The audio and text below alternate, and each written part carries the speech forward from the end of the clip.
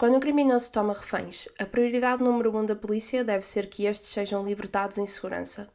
Para isto é preciso criar uma relação de confiança entre o sequestrador e entre o negociador, que é a pessoa que está responsável por falar diretamente com o criminoso.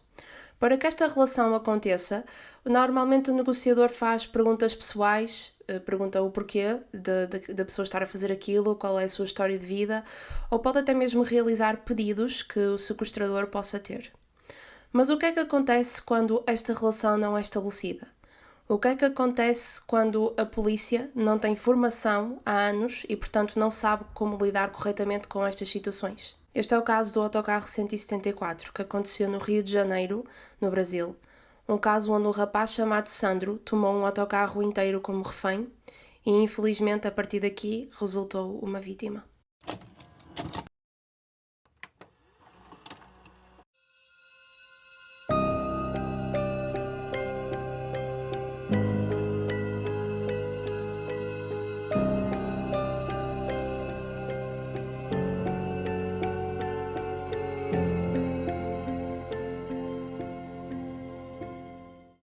O Sandro Nascimento nasceu a 7 de julho de 1974 no Rio de Janeiro, no Brasil, numa favela chamada Favela do Rato Molhado. A infância do Sandro nunca foi assim super estável e feliz porque o pai do Sandro abandonou a ele e a mãe dele quando ele era muito pequenino. Ele nem se lembrava, nem tinha memória do pai. O Sandro tinha também uma irmã mais nova, penso eu que 2 anos mais nova. Eu não sei ao certo se eles partilhavam o mesmo pai, mas sei que eles partilhavam a mesma mãe. A mãe do Sandro chamava-se Clarice Nascimento. Ela era uma senhora muito lutadora, que toda a gente na zona onde eles moravam gostavam dela. Ela era muito prestável, muito simpática. Ela tinha 2 filhos para sustentar sozinha e, portanto, ela teve de se fazer à vida. Ela construiu uma espécie de mini mercado num barraco que tinha lá à beira de casa. E então ela trabalhava lá e conseguia assim sustentar os 2 filhos. Um certo dia, a Clarice estava a trabalhar neste tal mercado. Ela andava especialmente cansada porque estava grávida de 5 meses. E normalmente o Sandro estava sempre com ela no mercado, porque ele tinha na altura 6 anos, portanto ainda não tinha começado a escola primária, então estava sempre com a Clarice lá no mercado e ele era muito próximo da mãe, tinha uma relação muito bonita.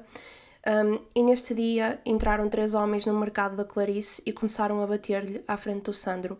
E depois foram buscar uma faca e esfaquearam a Clarice, sendo que o último golpe foi nas costas e deixaram a faca ficar nas costas dela.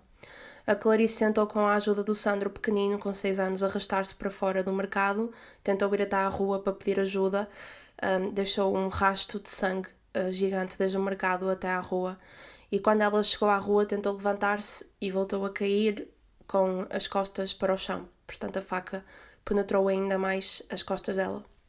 E durante este tempo todo o Sandro estava muito em estado de choque. Ele não estava a querer sair do lado da mãe. A mãe pedia-lhe: Sandro, vai chamar alguém, mas ele não queria sair da beira dela. Mas quando ele percebeu que a mãe tinha parado de reagir, foi a correr até a casa da tia, a irmã da Clarice, e contou-lhe que a mãe dele estava a precisar de ajuda, que tinha sido atacada, e a irmã da Clarice foi a correr ter com ela até ao mercado, mas infelizmente quando lá chegou ela já tinha falecido. E esta situação toda foi mesmo muito traumática para o Sandro. Ele tinha 6 anos, ele não conseguiu processar aquilo que aconteceu à mãe. Não é normal uma criança processar uma coisa destas. Ele viu tudo, ele ouviu tudo. Então foi mesmo muito traumático para o Sandro ter passado por isto. E ele depois, nos dias a seguir, a tia dele notou que ele andava muito estranho. Ele foi morar com ela, porque não é, ficou sem mãe. Mas a tia dele notou que ele andava muito estranho, o que era compreensível, mas o Sandro parecia que queria um afastamento muito grande de tudo aquilo que lhe fizesse lembrar a mãe. Por exemplo, na altura do enterro da mãe, a tia perguntou-lhe: Sandro, tu queres vir ao enterro da tua mãe para te despedir dele? E ele respondeu, assim muito tranquilamente, que não, preferia jogar à bola. Pronto, tadinho, ele não estava a ter as ferramentas necessárias para conseguir lidar com aquele trauma. E a tia começou a reparar que ele estava cada vez mais distante, cada vez menos participativo nas conversas. E um certo dia o Sandro fugiu de casa. Ele não queria de todo estar naquela zona, ele não queria passar pelo barraco quando a mãe foi assassinada, ele não queria estar na casa da tia porque a tia recordava da mãe, a irmã dele recordava da mãe. Então ele não queria de todo estar ali e fugiu. A partir deste momento, o Sandro foi morar para a rua, ainda na zona da favela do Rato Molhado, e ele lá conheceu outros rapazes da idade dele que também eram moradores de rua, e eles criaram uma amizade, começaram a dormir todos no mesmo sítio, e aqui o Sandro teve de se desenrascar, como todos os moradores de rua, fazer aquilo que fosse preciso para sobreviver. Nós aqui um bocadinho já vamos falar melhor disso, mas o Sandro ganhou o nome de Mancha porque ele tinha uma mancha no corpo. E deste grupo de amigos, um certo dia, um deles disse: Olha, Mancha, vem connosco para Copacabana, porque lá é uma zona mais rica, tem turistas, normalmente estas pessoas dão-nos mais dinheiro para nós conseguirmos comer, por isso vamos para lá. E o Sandro concordou, e então foi aqui que ele saiu da favela onde cresceu e foi para Copacabana. Vamos então falar um bocadinho deste problema, que é as crianças que moram na rua. Na altura isto foi exaustivamente discutido, porque no Brasil surgiu muito o tópico de será que isto aconteceu como produto da infância que o Sandro teve, o facto de ele ter morado na rua, de não ter tido o devido apoio na altura que a mãe faleceu para lidar com o trauma. Isto não é só um problema do Brasil, nós daqui um bocadinho já vamos falar melhor dessa parte, mas na altura no Brasil surgiu esta questão de será que isto não aconteceu por causa do Estado brasileiro ignorar estas crianças? Muitas coisas podem fazer com que uma criança acabe na rua. No caso do Sandro, foi uma emoção, um trauma, que ele teve de processar completamente sozinho, não teve apoio para conseguir lidar com o seu trauma e que lhe criou uma sensação de quero sair daqui, prefiro estar na rua do que estar aqui. Mas pode acontecer outras situações, como as crianças sofrerem de abuso, sofrerem de violência, sofrerem de abuso sexual e, portanto, qualquer alternativa a estarem na casa onde estavam é melhor. Eu vi, por exemplo, o caso de uma rapariga que ela e a mãe foram morar para a rua porque o pai dela batia diariamente na mãe. Uma violência muito extrema, muito grande, que ninguém fazia nada, toda a gente tapava os olhos. Então a senhora recorreu mesmo ao último recurso, que seria ir morar para a rua com a filha. Depois na rua a senhora apanhou uma doença e por causa deste todo preconceito de moradores da rua, ela não teve a assistência hospitalar que devia de ter tido e portanto faleceu. Então a criança, a menina, ficou sozinha na rua, ficou sem mãe, o pai, ela nunca na vida poderia voltar a casa, que o pai era violento, então ela teve mesmo de crescer nas ruas do Rio de Janeiro. E neste caso, quem sofria de preconceito, quem era olhada de lado, quem não era merecedora de confiança, era aquela criança, porque morava na rua. Mas quem é que devia ter sido tratado desta forma, com tanto desprezo? Obviamente o pai desta criança, e ele continuava na casa dele, continuava a fazer a vida dele. Portanto, temos aqui um exemplo de como nós não conhecemos a história de toda a gente que está a morar nas ruas, e isto é muito importante. Também acontece muito entre raparigas mais novas, adolescentes, ficarem grávidas e os pais não aceitam o facto de elas estarem grávidas e por isso expulsam-nas de casa. Então elas também acabam por ter de ir morar para a rua, de associação em associação, e depois passar períodos na rua. E depois daqui surge um bebé que desde o nascimento que é uma pessoa que mora na rua, o que é incrivelmente triste. Também pode acontecer uma família inteira ir morar para a rua, por exemplo, a situação financeira da casa piorar, ou então, o ano passado, em 2024, no Rio Grande do Sul, houve aquelas cheias que fez com que muita gente ficasse sem casa e precisasse de ir morar para a rua. Portanto, temos aqui muitos cenários, muitas coisas que podem ter acontecido, muitas histórias de vida. Nos últimos 5 anos, o número de moradores de rua que são menores de idade no Brasil duplicou e na última década aumentou quase 10 vezes. E em 2019 foi feito um estudo que determinou que na altura existiam cerca de 70 mil crianças a morar na rua. Estas crianças tinham a idade entre 3 a 17 anos.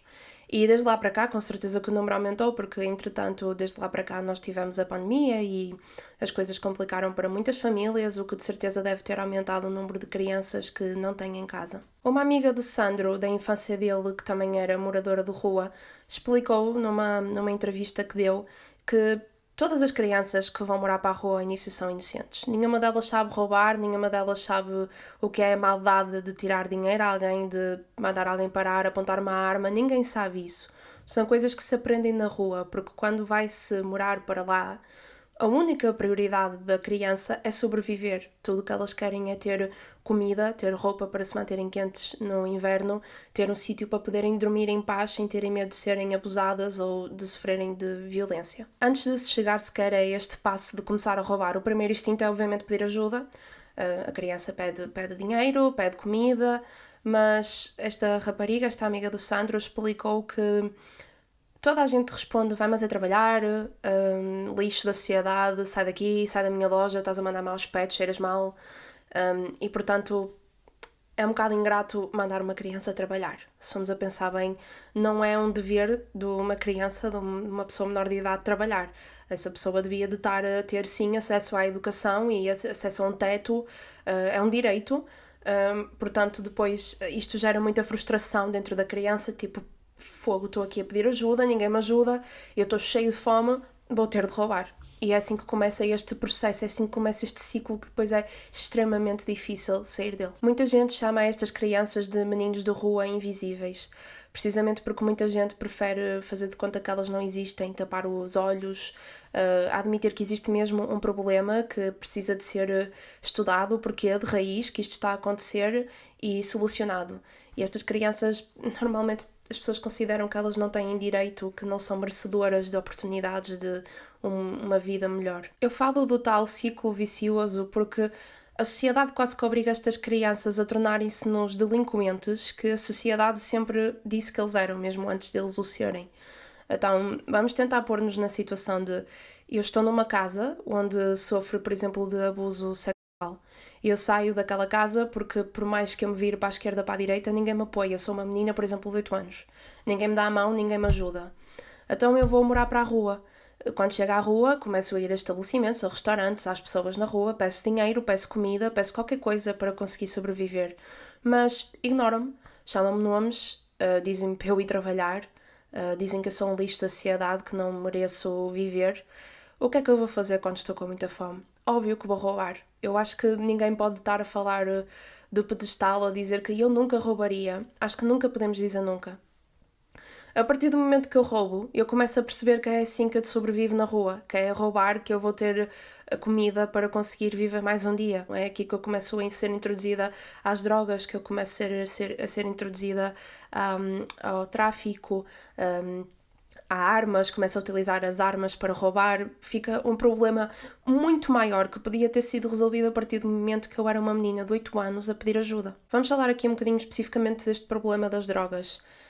Estas crianças, quando vêm morar para a rua, tipo, a parte dela, a maioria delas, não sabe o que é que é utilizar substâncias. E estas crianças vêm com traumas, vêm com depressões, ansiedade, que, pronto, é quando as pessoas estão mais vulneráveis para começar a utilizar este tipo de substâncias.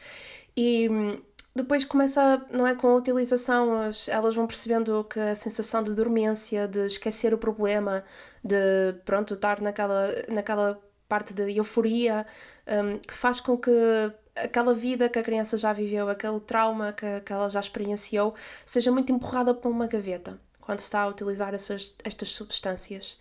E isso sabe-lhes bem, porque não têm ajuda, não têm acompanhamento, então é quase que uma forma fácil de apagar a mágoa. E depois, enquanto isto está a acontecer, a droga causa um efeito no corpo de dependência e depois mesmo que a pessoa pensa, pronto, vou largar isto, não é assim tão simples, porque o nosso corpo começa a ressacar aquela substância, começamos a ter efeitos secundários por não termos aquela substância no nosso corpo. E quando estas crianças crescem, ficam maiores de idade, já têm idade suficiente para ir trabalhar, estão infelizmente muito afundados neste estilo de vida, estão afundados muito nestes costumes, muito na mentalidade do roubar para sobreviver, de consumir drogas para abstrair, e aqui fica muito mais complicado de se voltarem a reintegrar na sociedade, de voltarem a trabalhar, a terem um dia uma casa, uma família. Fica tudo mais complexo porque não se resolveu a situação no momento em que ela devia ter sido resolvida, que era quando a criança, o porquê dela ter saído de casa. E naqueles casos das pessoas extremamente fortes que ficam quase que determinadas em eu vou mudar de vida, não quero mais morar na rua, não quero mais consumir, o que seja, e começam a procurar emprego. Ouvem coisas tipo, lá está, o mesmo de sempre, e tens mau aspecto, e como é que é suposto dar-te emprego se tu moraste na rua a tua vida toda e eu não confio em ti, tu vais-me roubar, tu não sabes ler nem escrever porque em vez de estás preocupado em ir à escola, estavas preocupado em sobreviver.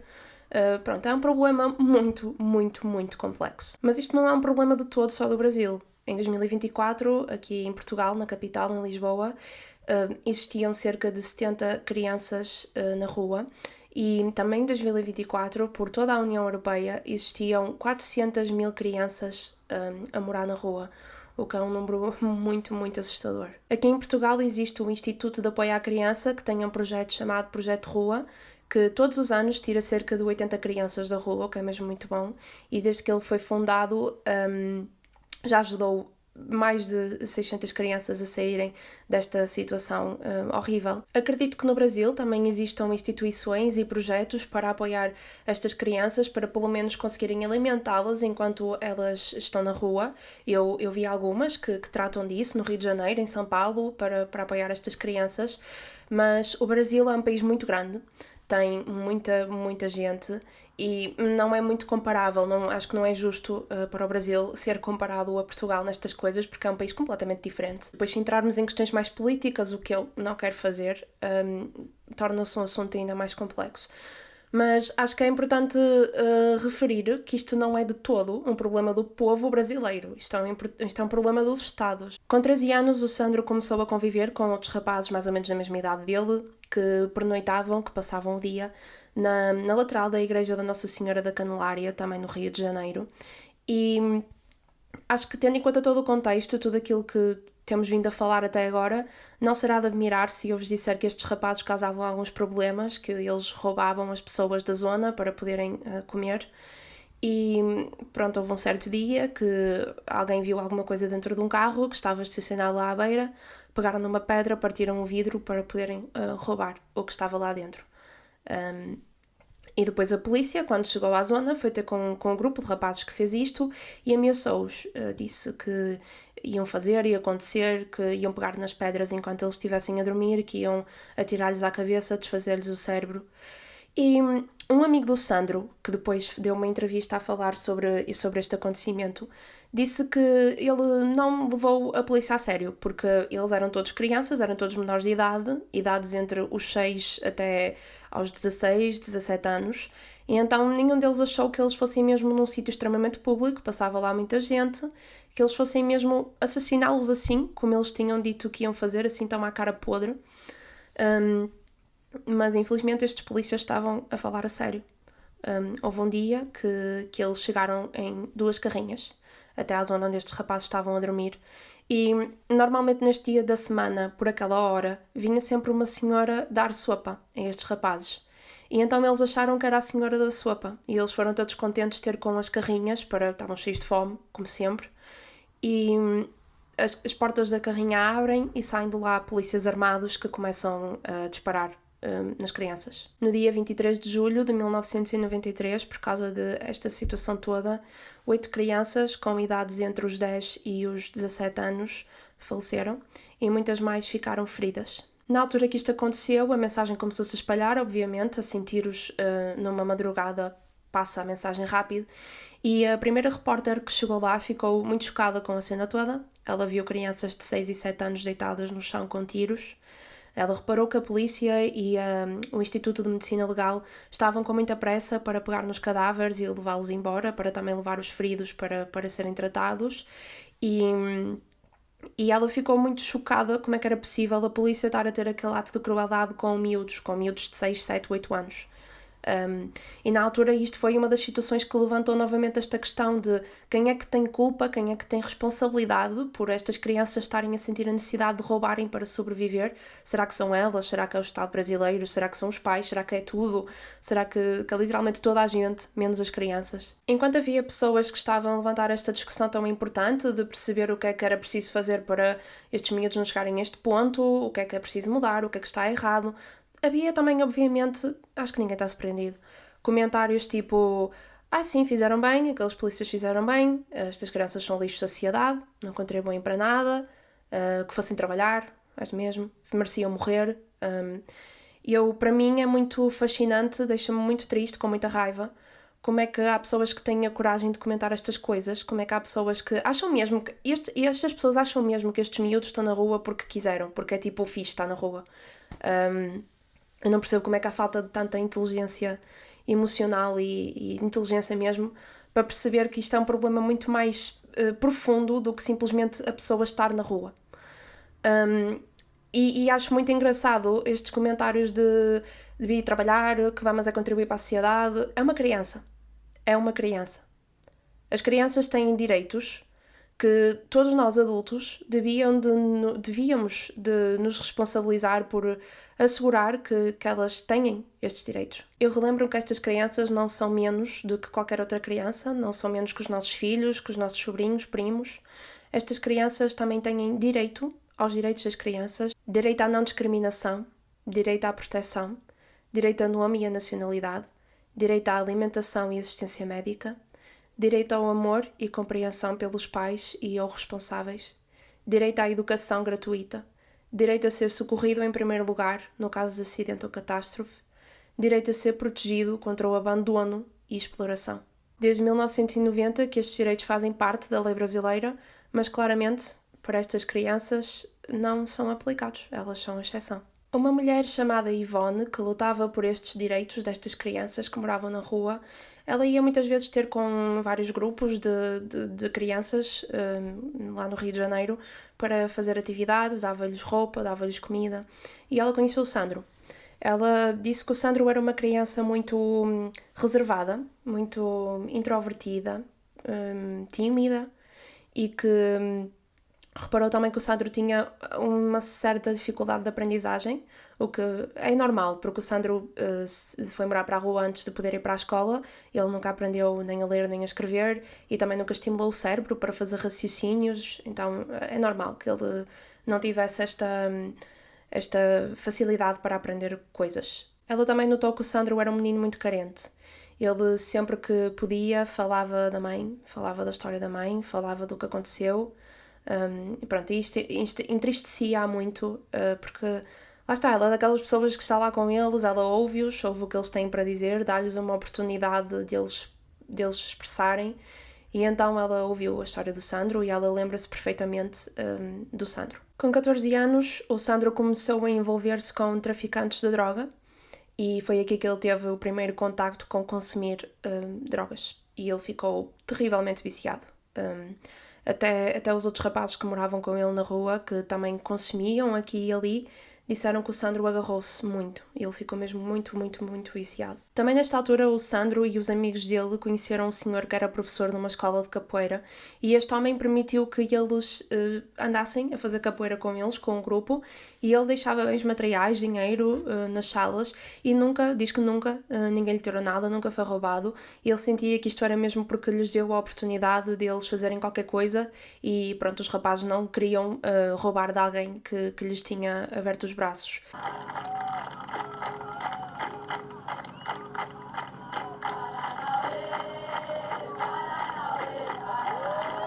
O Sandro andou nesta escola de capoeira cerca de 2 anos e ao mesmo tempo ele continuava a batalha dele com a dependência de drogas, neste caso de cocaína, e toda a gente na escola, todos os amigos dele, moradores de rua, sabiam que ele estava com este problema, que ele estava com este vício, que tudo o que ele ganhava agora, ele abdicava de arranjar roupas para consumir. E é isto que acontece, é este o problema triste que acontece a quem vai parar à rua. Com 16 anos, o Sandro foi parar a um instituto chamado Instituto Padre Severino, que é um estabelecimento para jovens que cometam crimes, e neste caso ele foi lá parar por crime à mão armada. E lá a tia dele reencontrou-se com o Sandro, ela já não o via há muitos anos, ela ficou incrivelmente de coração partido por ver o sobrinho dela naquelas condições.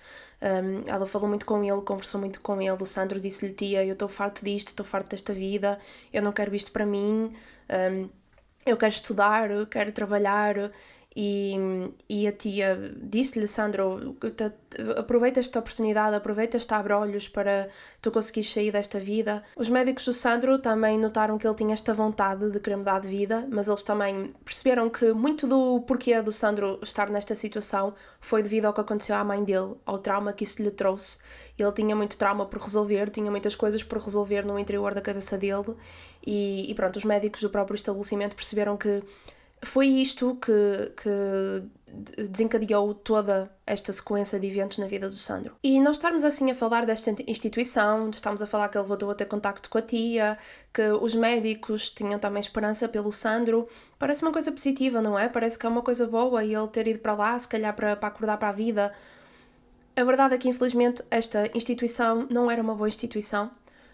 Muitas queixas de rapazes que sofreram de violência extrema lá dentro.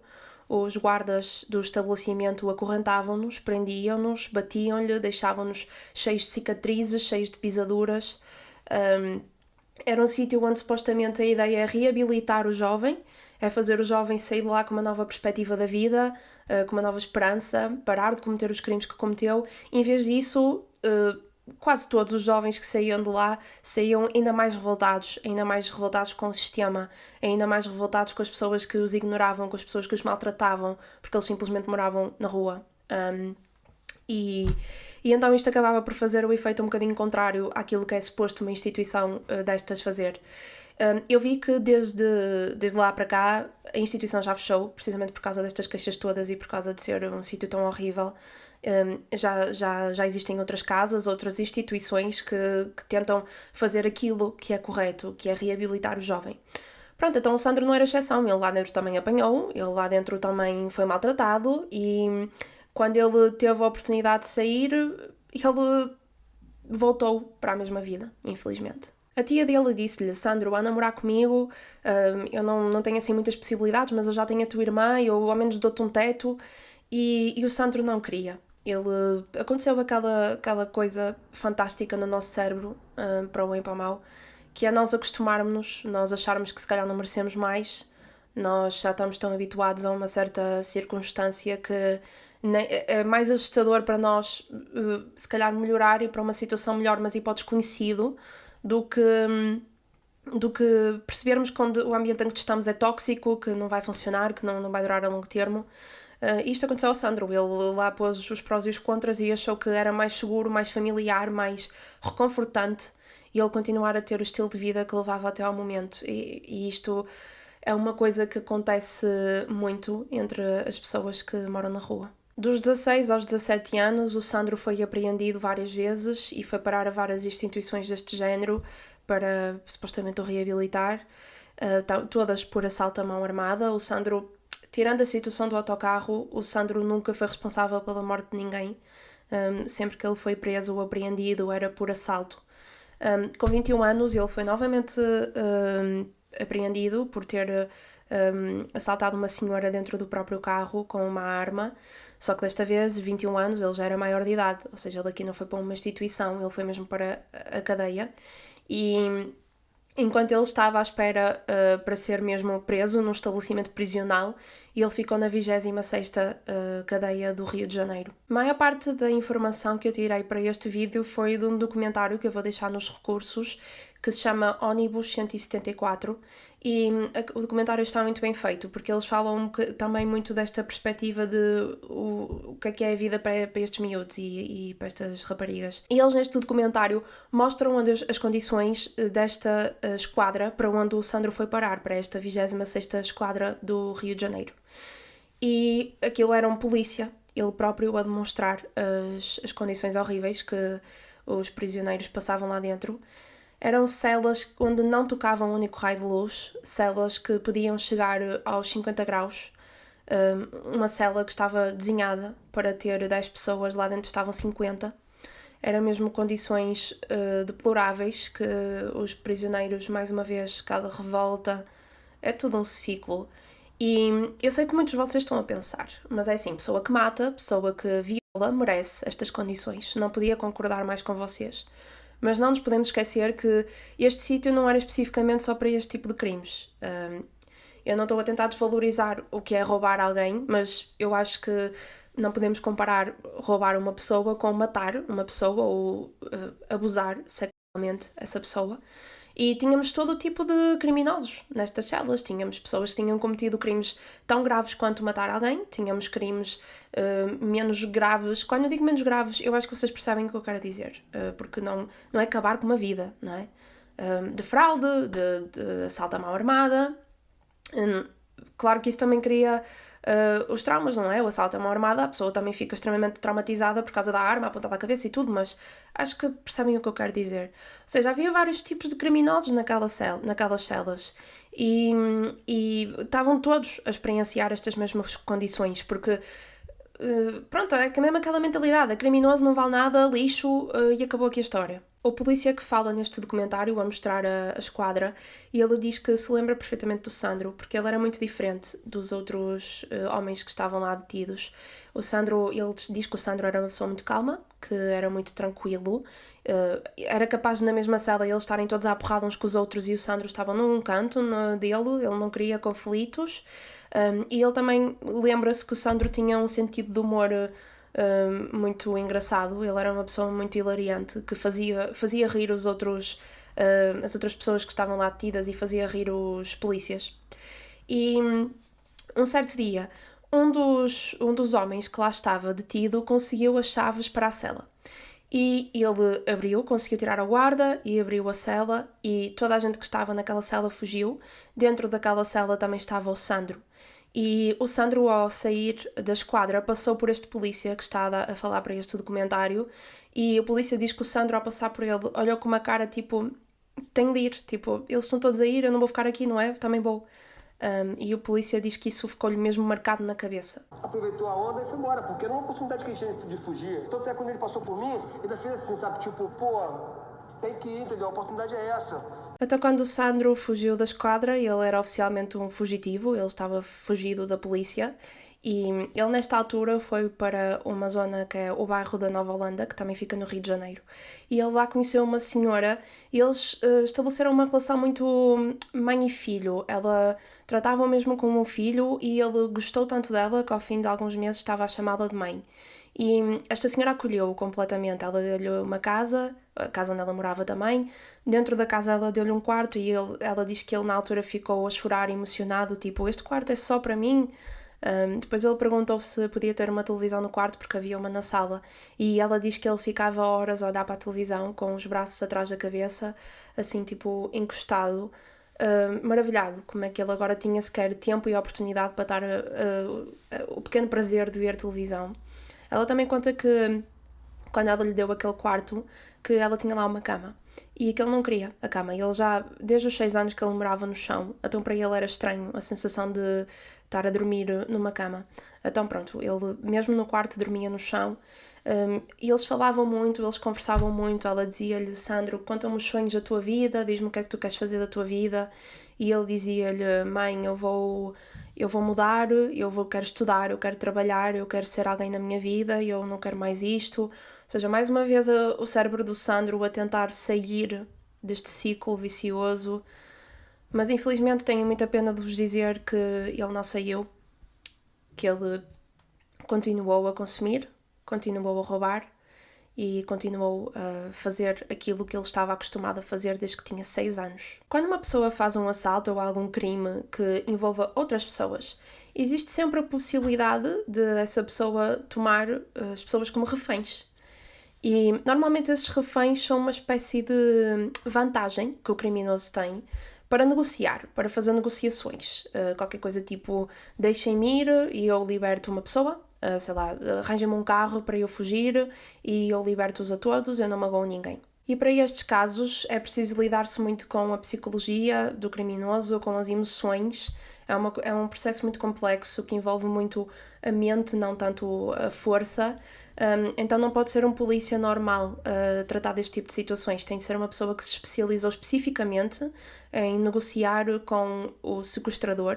Estas pessoas tiraram lá estas especializações e elas chamam-se de negociador. Uma negociação entre um negociador e um sequestrador normalmente está dividida em 5 fases. A primeira fase é a fase do negociador ouvir aquilo que o sequestrador tem para dizer, ou perceber o que é que está a acontecer, deixá-lo falar, deixá-lo se calhar dizer o nome, tentar absorver o máximo de conhecimento que é possível sobre a pessoa que está a tomar estes reféns. A segunda fase é a fase da empatia. Nesta fase o negociador diz coisas tipo: eu compreendo porque é que te estás a sentir assim, eu agora compreendo o que é que na tua vida te originou a tomar esta decisão, mas se calhar esta não é a melhor forma, te estás a fazer isto. Ou seja, é um negociador de mostrar ao sequestrador que compreende que eu estou cá, eu estou-te a ouvir e nós vamos juntos resolver isto. A terceira fase é a fase de estabelecimento de relação. Até aqui o negociador ouviu, a seguir falou, a fase da empatia, e agora é a fase em que é preciso mesmo ações para estabelecer qualquer tipo de relação, para o sequestrador sentir confiança no negociador. É aqui que normalmente se faz algum pedido de sequestrador. Lá está aquela questão de: eu preciso de falar com a minha mãe, eu solto um refém se me trouxerem a minha mãe. Aqui, talvez o negociador vá organizar as coisas de forma a que haja forma de a mãe do sequestrador falar com o sequestrador, por exemplo. A quarta fase é a fase da influência. Aqui o negociador vai tentar dar alternativas para a situação que ele está a cometer, tipo: se calhar esta não é a melhor forma, estamos a lidar com este assunto, já pensaste que se calhar podias fazer antes isto e aquilo, tu não precisas de magoar estas pessoas, não vais resolver nada, se matares alguém aí só vais piorar a situação, coisas do género. E aqui, claro que eu estou a dizer isto só para vos dar contexto. Eu acredito que se eu me virasse para alguém que estava com reféns e dissesse só vais piorar a situação, a pessoa reagisse muito mal. É preciso depois ter-se muito cuidado com as palavras, ter-se muito cuidado com a forma como se diz as coisas, com a intuação, porque tudo pode ser mal interpretado, tudo pode originar que a pessoa que está com reféns se passe e que mate alguém. A quinta fase é a fase de mudança do comportamento, e se as outras fases todas foram bem sucedidas, aqui o negociador e o sequestrador já vão ter uma relação de confiança em que o criminoso confia no negociador e acredita mesmo genuinamente que se libertar as vítimas, se libertar os reféns, que o negociador vai-lhe dar aquilo que ele estava à espera em troca. A falta de confiança do sequestrador no negociador pode levar à morte das vítimas, por isso isto é um processo incrivelmente sensível, é uma coisa que é preciso mesmo muito treino, muita formação, muita especialização para um negociador. Pode ter muitas vidas em perigo, muitas vidas em jogo. E então é mesmo uma pessoa que é preciso ser fria, mas também com empatia, saber muito bem o que é preciso dizer, em que momento dizer. É uma coisa mesmo extremamente sensível. Se o negociador se demonstrar desinteressado, se não fizer perguntas ao sequestrador, se não tentar estabelecer esta relação de confiança, se não demonstrar empatia, se não realizar nenhum pedido do sequestrador, é provável que o sequestrador comece a se sentir frustrado, comece a se sentir mais nervoso, e é isso, nós não queremos isso. Quantos mais nervos, pior. Quanto mais o sequestrador estiver irritado, estiver frustrado, estiver enervado, maior a probabilidade de os reféns não saírem vivos da situação. Normalmente, se a negociação estiver a dar para o torto, porque simplesmente o sequestrador está demasiado alterado, está demasiado, por exemplo, consumiu uma substância que o deixou irracional, que o deixou a não sequer conseguir ter uma conversa com o negociador, normalmente se eles virem que está a chegar ao ponto em que a vida dos reféns está em perigo porque o sequestrador vai tirar-lhes a vida, então normalmente as autoridades especializadas podem entrar em cena à força no perímetro onde está o sequestrador e os reféns para conseguir salvar os reféns. Pode também ser aplicado um tiro de sniper para acabar com a vida do sequestrador. Ou seja, se chegar a um ponto limite, eles normalmente têm sempre aquela altura em que eles sentem que pronto, já está aqui, já vai gerar um problema, isto já vai correr mal e, portanto, a partir daqui nós temos de entrar mais à força bruta, em vez de ser por palavras e por negociação. No dia 12 de junho de 2000, o Sandro entrou no autocarro 174. Este autocarro faz o percurso desde Central até Gávea, e o Sandro entrou na paragem do Jardim Botânico, na Zona Sul. Ao entrar no autocarro, o Sandro parecia para o motorista e para os outros passageiros uma pessoa inocente, uma pessoa como todas as outras que estavam naquele autocarro, simplesmente a apanhar um transporte público. Ele entrou de t-shirt, tinha calções, e o que eles não sabiam é que o Sandro levava também uma arma. que ele, quando entrou, sentou-se num lugar à beira da janela, mas passados uns minutos ele levantou-se, mostrou a arma e anunciou que aquilo era um assalto. Um dos passageiros viu ao lado do autocarro um carro da Polícia Militar do Rio de Janeiro.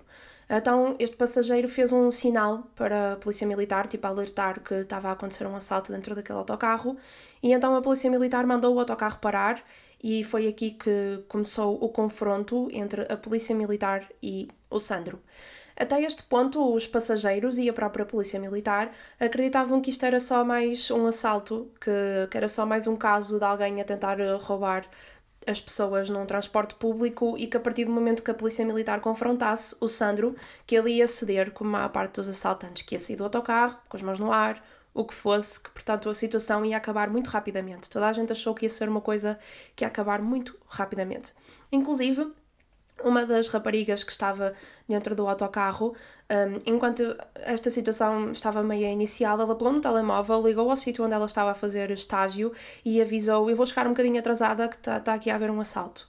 Ou seja, era mesmo uma situação que eles achavam que ia acabar extremamente rápido. Eu não sei, porque eu não moro lá no Rio de Janeiro, nunca fui lá, não faço ideia. Mas esta forma de pensar e esta coisa até da rapariga ligar, eu vou chegar um bocadinho atrasada que é um assalto, faz-me acreditar que talvez seja um pouco comum assaltos nos transportes públicos no Rio de Janeiro e, portanto, pronto, toda a gente estava quase que descansada. Mas isto não foi de todo uma situação como eles estavam à espera.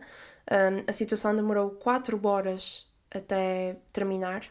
O Sandro, em vez de sair do autocarro com as mãos no ar, disse à Polícia Militar que se alguém tentasse entrar no autocarro, ele matava os passageiros. Ele proibiu qualquer passageiro de sair do autocarro sem a autorização dele. E pronto, toda a gente estava lá e estava refém. Depois o Sandro começou a libertar algumas pessoas, ele deixou logo o motorista sair, eu não sei porquê, porque mais tarde o Sandro quer um motorista para o autocarro, então eu não sei se ele ao início não estava a pensar bem naquilo que estava a fazer, não sei se ele pensou que mais tarde fosse precisar de um motorista, não sei. Mas ele deixou o motorista sair, ele deixou alguns reféns saírem.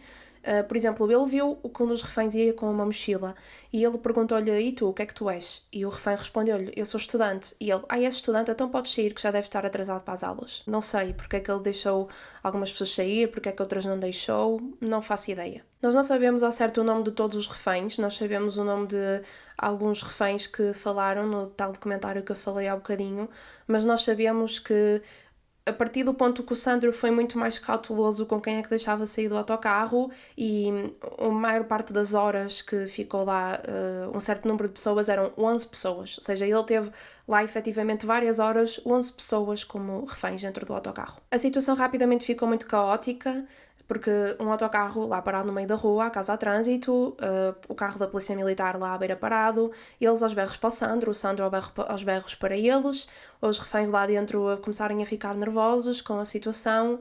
Mal a comunicação social soube disto, os jornalistas, os fotógrafos, tudo, foram a voar até à cena e começaram a transmitir em direto toda a situação. Para já não era assim os maiores canais do Brasil, mas alguns canais começaram a transmitir a partir daqui em direto, a tirar fotografias, a filmar o Sandro e, para além disso, a Polícia Militar não estabeleceu um perímetro à volta do autocarro para que ninguém conseguisse chegar-se muito perto. Eles não fizeram isto, ou seja, toda a gente, os jornalistas, conseguiram chegar bem pertinho do autocarro, tirar ali umas fotografias e uns vídeos da situação bem de perto. E só para vocês terem noção do quão ridículo isto é, há imagens de uma pessoa a passar de bicicleta, tipo ao lado do autocarro. Dentro do autocarro, o Sandro estava a dizer aos reféns que ele tinha 4 balas, que 3 iam ser para 3 reféns e que a última ele ia disparar nele próprio.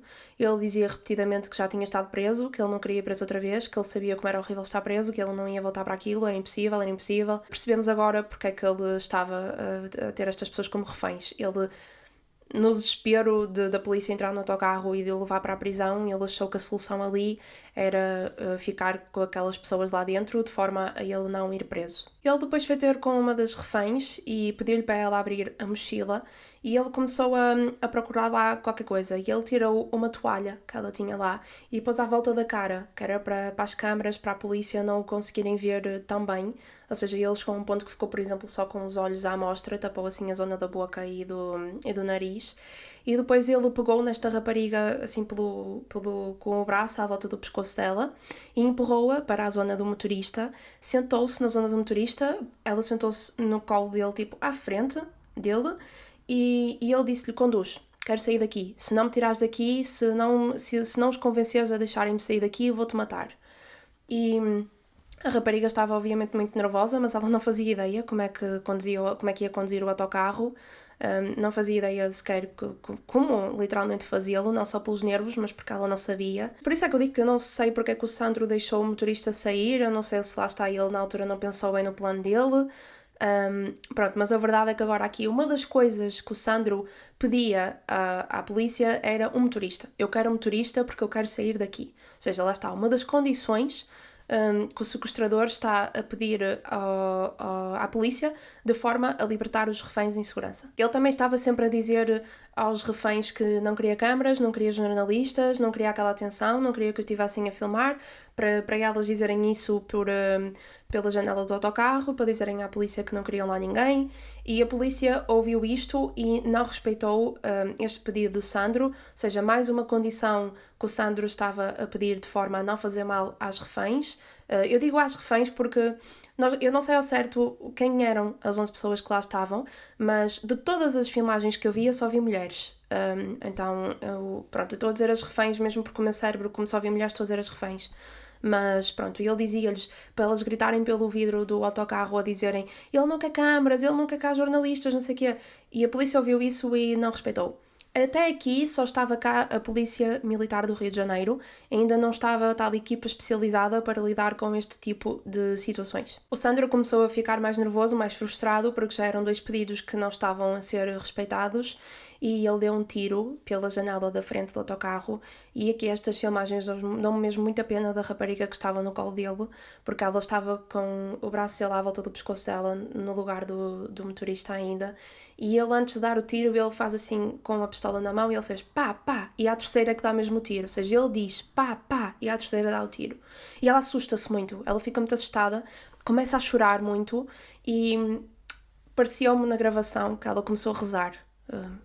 Ela provavelmente achava que ia morrer ali. Com este tiro, finalmente, a Polícia Militar chamou o Batalhão de Operações Policiais Especiais, que também é conhecido por BOP. Faz na mesma parte da Polícia Militar, só que é uma secção que está especializada em lidar com situações de alto risco, que requerem muita lógica, muita tática, muita estratégia, e, portanto, situações com reféns é uma destas situações.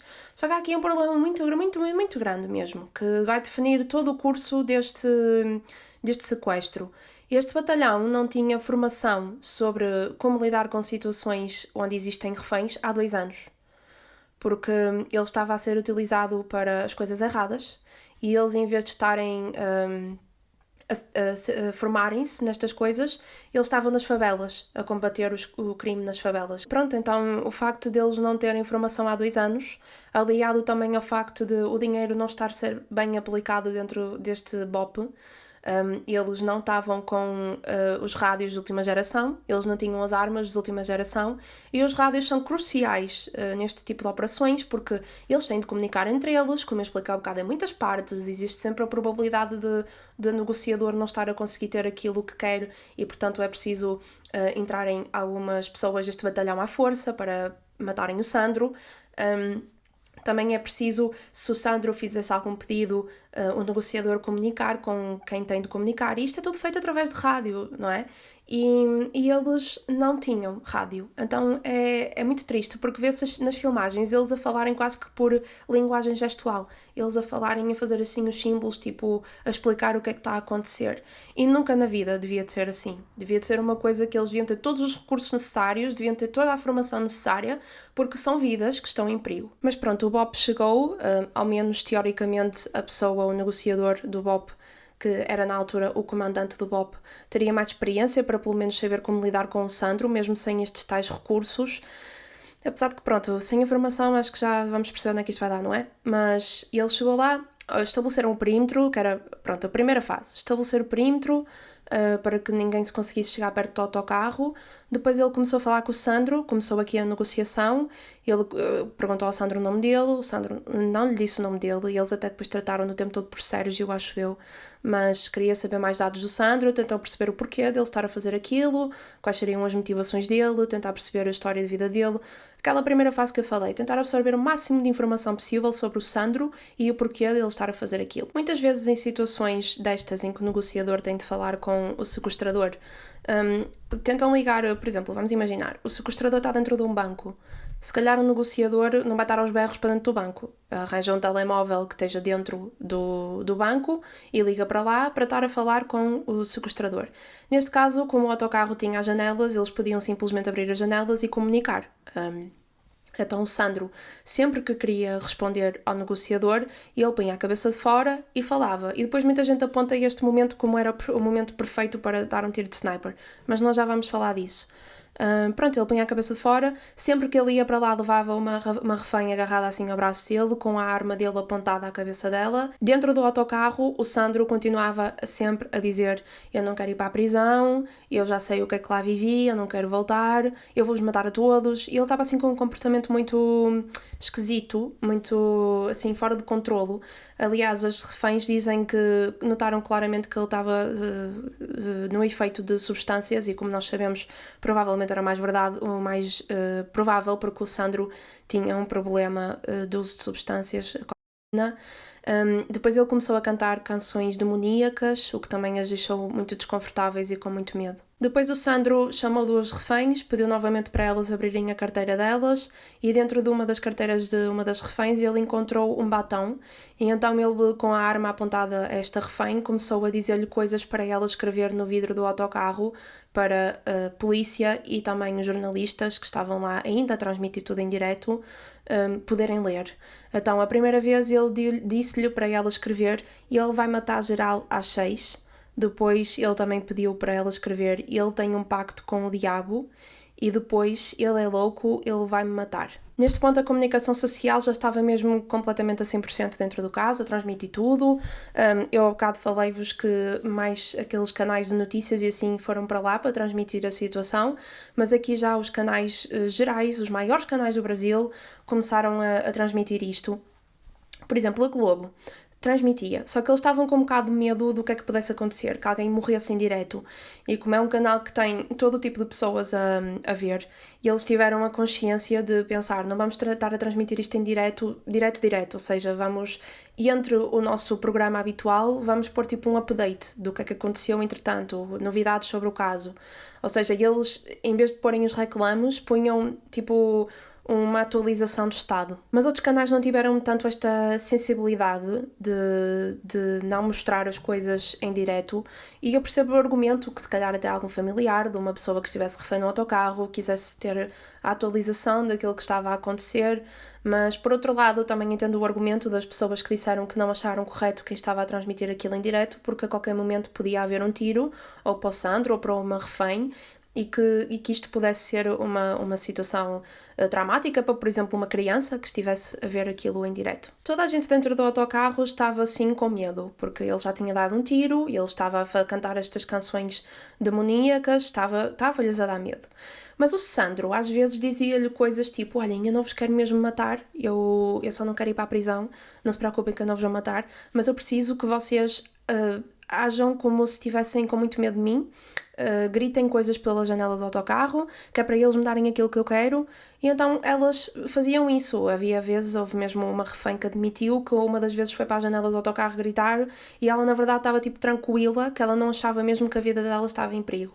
Mais para a frente esta linha começa a ficar mais confusa, algumas delas começam a achar genuinamente que estão em perigo, começam mesmo a temer pela vida delas e começam a não perceber o que é uma atuação do Sandro, o que é mesmo as intenções verdadeiras dele. Mas pronto, até este ponto toda a gente dentro do autocarro estava mais ou menos na mesma página de vamos aqui fazer um espetáculo para a polícia dar ao Sandro aquilo que ele quer para nós sairmos daqui em segurança. Mas o Bob já estava há algumas horas na cena e não estava a haver progressos, tirando aqueles reféns que o Sandro libertou logo no início, mesmo antes do Bob chegar. E pronto, depois aqui é a altura em que o Bob começa a ser extremamente criticado, depois em retrospectiva, porque a zona onde o autocarro estava rodeado de prédios com muitas varandas e depois um comandante antigo do Bob prova que era possível alguém ter dado um tiro de sniper na cabeça do Sandro sem magoar qualquer outro refém e... Portanto, a situação podia ter terminado logo no início, quando o Sandro estava a pôr a cabeça de fora para falar com um negociador, e ele mostrou isto mesmo. Eles fizeram mesmo uma simulação onde puseram um alvo dentro do autocarro, tudo a simular como estava a acontecer na altura, e ele pôs-se numa das varandas do prédio e conseguiu dar o tiro que ele estava a falar, que só acertou exatamente na cabeça do alvo. Ninguém sabe ao certo porque é que o negociador na altura nunca tomou esta decisão. Eles nunca tomaram a decisão de tentar dar um tiro ao Sandro. As pessoas alegam, como eu disse há bocado, teorizam que talvez era porque estava a ser transmitido em direto para muitos canais e talvez isto pudesse, sei lá, traumatizar alguém que estivesse a ver.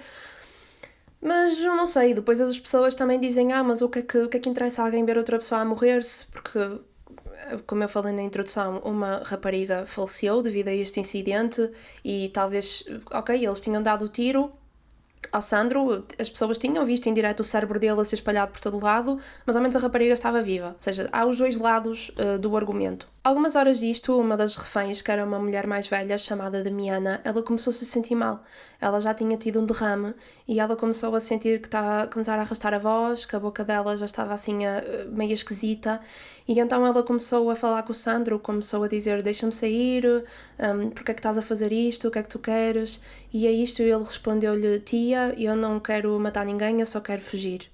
Depois outra refém que estava lá no autocarro, chamada Geisa, ela começou a ficar muito preocupada com esta senhora, com a Damiana. Ela foi para a beira dela, começou a fazer-lhe festinhas na cabeça, a tentar tranquilizá-la.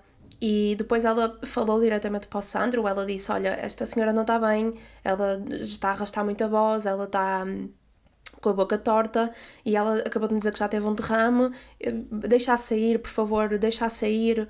E depois a senhora e esta rapariga, a Geisa, começaram a falar com o Sandro, tipo a dizer: ela é minha mãe, ela é minha filha, ou seja, elas fingiram ali que tinham um relacionamento de mãe e filha e elas contaram-lhe que a senhora tinha um filho, portanto a Geisa tinha um irmão que também tinha estado preso e que, portanto, elas sabiam perfeitamente aquilo que o Sandro tinha passado na prisão. Pelo que eu percebi, a senhora tinha mesmo um filho que tinha estado preso, ou seja, ela falou mesmo por experiência própria.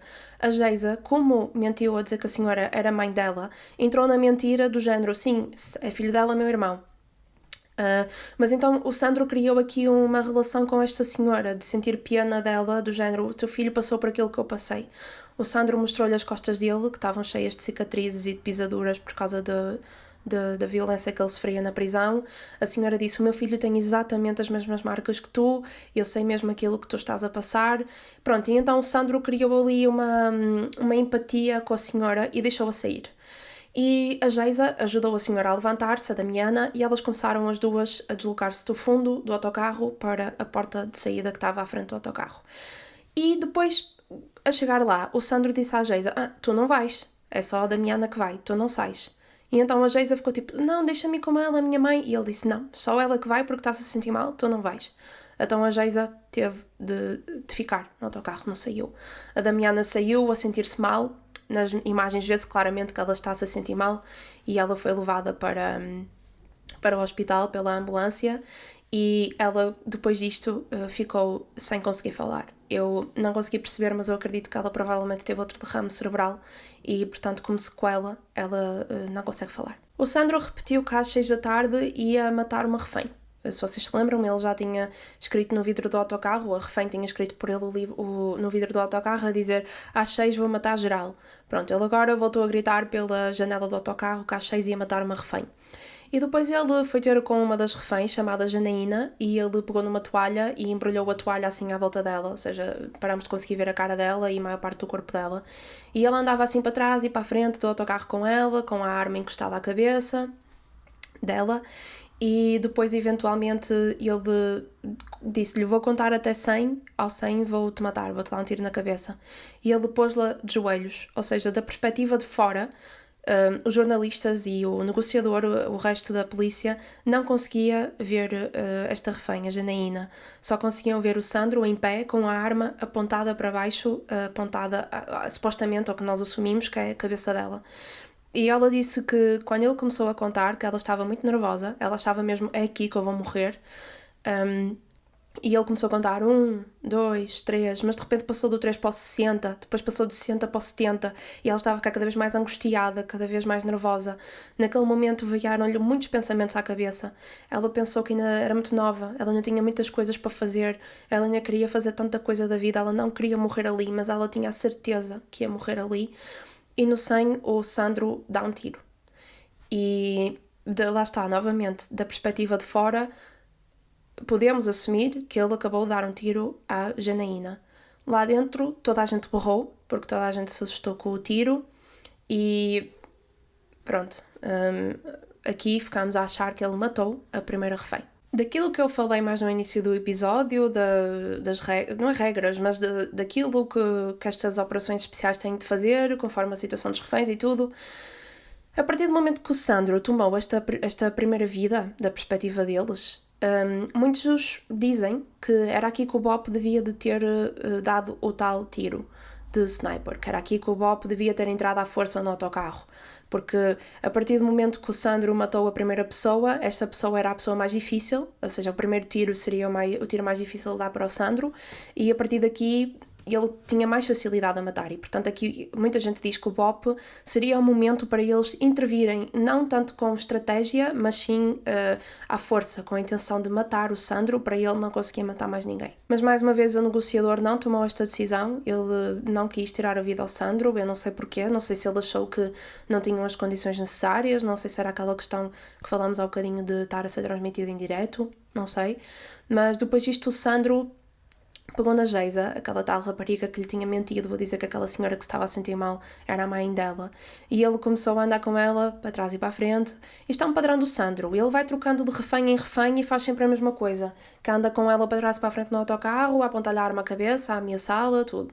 E desta vez era a vez da Geisa, e ele pôs-lhe a boca dentro, desculpem, pôs-lhe a arma dentro da boca e estava ali a ameaçá-la e tudo, e depois ele encostou-se com ela ao vidro do autocarro e a janela estava aberta e ela começou a falar com o negociador, começou a pedir socorro, que ele já tinha dado um tiro, que ela estava com medo, e aqui o negociador diz-lhe qualquer coisa tipo, tem calma, e ela ficou tipo, pois claro que me estás a pedir calma, não és tu que estás cá dentro com uma arma apontada à tua cabeça. Depois o Sandro pôs novamente a cabeça fora da janela, ainda agarrada à Geisa, e disse, senhor delegado, já morreu uma, vai morrer outra. Mas a verdade é que ninguém estava morto daquele autocarro. O Sandro, quando deu aquele tiro, deu-o para o chão, não acertou na Janaína, e ele avisou-a, mesmo antes de dar o tiro, a dizer, eu vou dar o tiro, mas não te vou matar, e ele disse às outras reféns do autocarro, gritem. Ou seja, eu aqui depois chega também a um ponto que eu não sei muito bem se elas estavam a gritar porque ele pediu, se estavam a gritar porque um tiro é um barulho muito assustador e mexe com o nosso sistema nervoso. Eu acredito que fosse um bocadinho de ambos. E acho que também depende muito de refém para refém.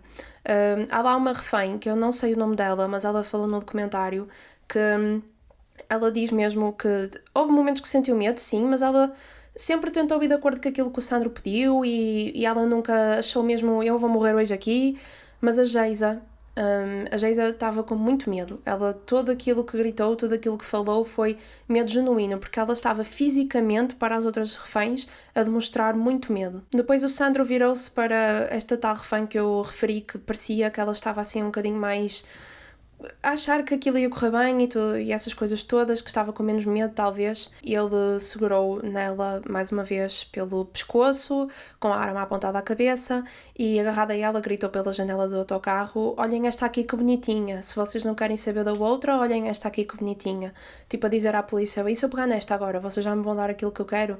Porque o Sandro aqui estava a pedir duas coisas, ele estava a pedir o motorista para ir embora e estava a pedir que as câmaras saíssem do local. Que esta segunda aqui eu não sei se ele não estava também a gostar de saber que estava a ser transmitido em direto. Muita gente tem esta opinião que ele, depois de se aperceber que estava a ser transmitido em direto para todo o Brasil, que ele também ganhou um bocadinho de gosto nisso. Mas esta refém que ele pegou era uma das que originalmente ele dizia grita, ela gritava. E ele dizia chora, ela chorava. Ou seja, ela estava a colaborar muito com ele para sair lá com vida, obviamente. E ela era uma daquelas que ela achava genuinamente que aquela situação não ia resultar em nenhuma morte, que aquilo, desde que elas fizessem aquilo que o Sandro estava a pedir, que ia correr tudo bem. Mas houve uma situação que ela começou a ficar assim mais preocupada, porque ela começou a pensar que o próprio Sandro já estava a ser muito incoerente na informação que ela estava a dar. E houve uma situação que ele estava com a arma apontada à cabeça dela e ela quase que descaiu a cabeça para o peito dele e começou a chorar. E disse-lhe, por favor, não me mates. E ela disse, cala-te, senão eu mato-te mesmo. E ela aqui ficou tipo, olhou para ele e ficou, mas tu não querias que eu estivesse a atuar para a polícia lá fora, para os jornalistas? Eu estou a fazer o que tu me pediste, não era suposto? E ele ficou tipo a pensar, tipo, ele próprio a dar-se conta que não estava a fazer sentido, que ele já estava a ser muito incoerente também naquilo que lhe estava a dizer e na mensagem que ele estava a passar, tipo, será que vai fazer mal, será que não vai? E ela disse que aqui ela ficou também com medo. Ela ficou também com medo quando ela percebeu que ele próprio, já nem ele sabia ao certo o que é que ele queria fazer. Como eu referi a Geisa, a refém que tinha mentido ao Sandro a dizer que outra senhora era mãe dele, ela era a que estava visivelmente com mais medo. Eu falei ao bocado que ela estava a mostrar fisicamente às outras reféns. Isto porque ela não se conseguia manter de pé. Ela estava a tremer muito. Depois esta refém que eu acabei de falar, que teve esta conversa com o Sandro, mas tu não querias que eu atuasse e tal, ela tentou acalmar a Geisa, ela agarrou-se a ela, tentou dar-lhe festinhas na cabeça, dizer, Geisa, olha para mim, tu não vais morrer, calma, tu não vais morrer aqui hoje. E a Geisa dizia-lhe, eu sei que eu vou morrer aqui hoje, eu estou a sentir que eu vou morrer aqui hoje, ele vai me matar. A Geisa estava com muito medo, ela falou que não conseguia nem ficar de pé, que ela estava tremendo muito. Ela se sentou, então, aí eu falei, Geisa, ele não vai matar você. Depois o negociador disse a esta refém que estava a manter a calma e eu gostava muito de saber o nome dela, mas eu não conseguia encontrar. Mas ela é uma refém que tinha óculos, eu vou pôr algumas filmagens só para vocês perceberem. É a rapariga que está com óculos e ela foi a que tentou manter ali mais o controle da situação. E ele disse-lhe a ela... tenta mantê-lo calmo, o mais importante aqui é que ele esteja calmo, a referir-se ao Sandro. E então esta rapariga começou ali a tentar criar uma relação com o Sandro. Ela fez-lhe perguntas, começou a fazer-lhe perguntas da mãe, começou a perguntar da família, e o Sandro aqui contou-lhe que tinha uma irmã, e ela perguntou-lhe pela irmã. O Sandro disse que ela tinha o cabelo parecido com o dela, que era um bocadinho mais curto, mas que era muito parecido com o dela, e depois ela pôs-lhe um amuleto da Nossa Senhora à volta do pescoço do Sandro e perguntou-lhe, Sandro, ela não sabia o nome dele, mas perguntou-lhe, tu acreditas na Nossa Senhora? E o Sandro respondeu, não, eu só me acredito em Deus. E depois ela perguntou-lhe, tu sabes quem é a maior vítima deste autocarro? E ele disse que não sabia, e ela disse, a maior vítima deste autocarro és tu. E o Sandro ficou assim com a cabeça para baixo, a pensar. Depois o Sandro começou a ficar incrivelmente frustrado, ele chegou aqui ao limite dele, e ele começou a dizer, já não quero nada, vocês não me trazem um motorista, vocês não me estão a dar nada que eu quero, eu já não quero nada. E eu agora simplesmente não quero sair deste autocarro, eu quero ficar aqui. E ele começou a ficar, pronto, já nem estava a raciocinar. E aqui ele foi ter novamente com a Geisa, aquela refém que estava muito nervosa, e ele... Em algum momento, ele descobriu que a Geisa lhe mentiu. Ele descobriu que aquela senhora que se estava a sentir mal não era verdadeiramente mãe da Geisa e ele descobriu que a Geisa não tinha um irmão que tinha estado preso e que tinha sofrido aquilo que o Sandro tinha sofrido. E ele aqui guardou-lhe muita raiva, muito rancor e ele ficou muito irritado com ela e ele pegou nela e disse-lhe, vamos dar uma volta. E começou-se a deslocar do fundo do autocarro para a porta de entrada.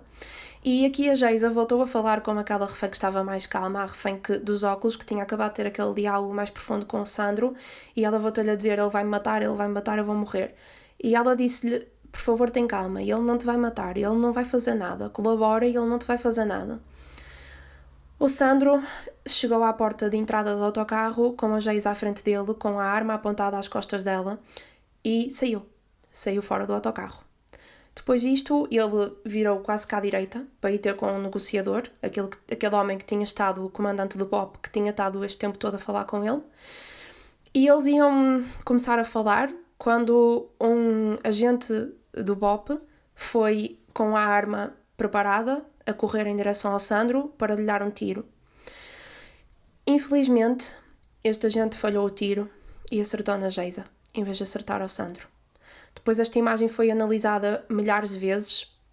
Outros agentes especializados do BOP disseram que a única coisa que este homem errou, para além de agir sem a ordem do comandante, foi não ter preparado a arma para dar o tiro. Ou seja, eu não percebo nada de armas, mas acho que ele tinha de ter feito qualquer coisa para desbloquear a arma antes de poder dar o tiro.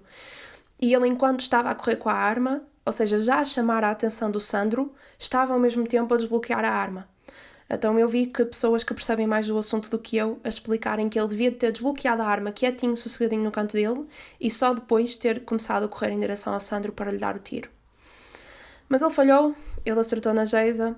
O Sandro, com o impacto da pessoa que ele estava a agarrar a levar o tiro, começou a cair com a Geisa. Eles começaram a cair os dois. E durante o momento que estavam a cair, o Sandro deu um tiro nas costas da Geisa. Recordo que ele tinha 2 balas ainda. Então ele deu um tiro enquanto eles estavam a cair e depois de caírem ao chão deu outro tiro à Geisa, antes que toda a polícia, todos os agentes do BOP que estivessem lá, tivessem tido a oportunidade de se chegarem à beira dele e lhe tirarem a arma. Depois disto, uma multidão de pessoas caiu em cima do Sandro, os jornalistas porque queriam gravar, a população porque estava revoltada, porque já estavam a ver aquela situação toda a desenvolver-se ao longo de 4 horas, também porque viram a Geisa a cair com o Sandro e perceberam logo que tinha acontecido alguma coisa. E a polícia tentou parar estas pessoas, tentou impedir que elas chegassem até ao Sandro, mas a raiva da população fala sempre mais alto e os bombeiros apareceram logo em cena para levarem a Geisa, mas infelizmente a Geisa já tinha falecido. A cada refém que lhe tinha tentado tranquilizar ao longo daquelas horas todas dentro do autocarro, a assegurar-lhe: tu não vais morrer, tem calma, sentiu-se muito culpada por... obviamente não é culpa dela de todo, é culpa do Sandro. Mas ela sentiu-se muito culpada por lhe ter assegurado: tu não vais morrer, tem calma, tu não vais morrer. E depois ela, por dentro do autocarro, ela olhou para fora e viu a Geisa com os olhos sem vida. E ela ficou, obviamente, muito triste, muito perturbada com isto, não é? Toda a gente dentro do autocarro ficou muito perturbado com a situação da Geisa. Mas depois, pronto, a polícia acabou por apreender o Sandro e eles puseram-no na mala do carro da polícia. E depois lá dentro o Sandro estava muito agressivo, ele partiu para-brisas, ele estava a morder os polícias, partiu um braço a um polícia. E então eles recorreram a asfixiar o Sandro, a matá-lo, asfixiado, para que ele parasse de esmagoar. A Geisa Gonçalves tinha 20 anos, ela era professora de artesanato no Rio de Janeiro. Ela tinha-se mudado recentemente da Fortaleza para o Rio de Janeiro com o marido, o Alexandre. O Alexandre soube que a Geisa tinha falecido a partir de um amigo que lhe mostrou as filmagens do autocarro, onde se via claramente que era ela. Depois o pai da Geisa, que estava ainda na Fortaleza, soube da morte da filha no dia a seguir através dos jornais. Ele ao início estava muito em negação, ele não se estava, apesar de ver visualmente que era a filha dele, ele não se estava a querer acreditar que ela tinha falecido e ele queria ir ele próprio até ao Rio de Janeiro para identificar o corpo, só que a irmã da Geisa, pela parte da mãe, já o tinha feito, já tinha identificado o corpo como sendo dela e, portanto, o senhor não precisou de ir até ao Rio de Janeiro e o corpo dela foi enviado para a Fortaleza nesse mesmo dia, no dia a seguir ao incidente. E pronto, estragou-se assim a vida de um casal que estava a começar a tentar ter mais independência, começar a sua vida como adultos, não é? Tinham os dois na casa dos 20 e poucos, tentarem começar a sua vida e ela perdeu tragicamente a vida. Numa situação muito complexa, uma coisa com muita história, e é muito triste porque se a situação tivesse sido tratada de forma correta, talvez a Geisa ainda estivesse cá hoje, ainda não tivesse perdido a vida e a família dela não tivesse sido completamente destruída. A família da Geisa processou o Rio de Janeiro por causa da situação. Eles alegaram que o BOP não tratou a situação da forma correta e que por esse motivo é que a filha deles faleceu. A questão toda deles não terem a formação, de não terem o equipamento necessário. E então o tribunal decidiu que o Rio de Janeiro tinha de pagar uma indemnização à família da Geisa de 50 mil reais e ao mesmo tempo tinha de lhes dar uma pensão mensal. Eu vi uma notícia de 2020 que alegava que até àquela data o Rio de Janeiro ainda não tinha feito o pagamento dos 50 mil reais à família da Geisa.